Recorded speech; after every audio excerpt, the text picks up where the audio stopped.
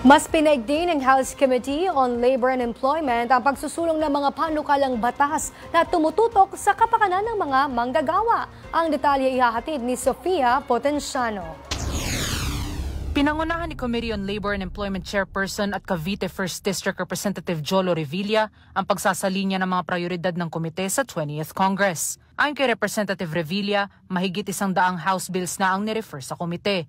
Kabilang ang mga panukalang nagtataguyod ng proteksyon sa mga manggagawa.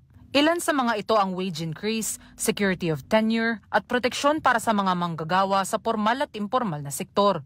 Dagdag pa ni Revilla, prioridad din ng komite ang pag-consolidate ng mga kaparehong measures at ang pagtiyak na marinig ang mga boses ng mga manggagawa at employer.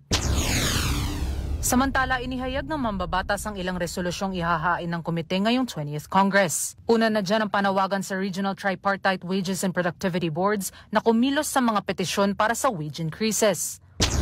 For wage increases in the regions, wages remain among the most pressing concern of our workers, even with inflation moderating, the rising cost of living continues to weigh heavily on families, and regional wage disparities leave many workers at a disadvantage. Kasunod nito ang resolusyong nagtatawag ng investigasyon sa mga paglabag ng Anti-Age Discrimination in Employment Act.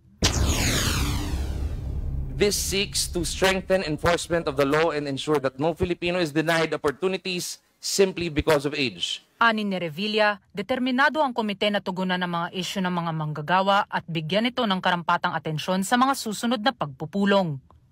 Para sa totoong balita sa Bagong Pilipinas, Sofia Potenciano, Congress News.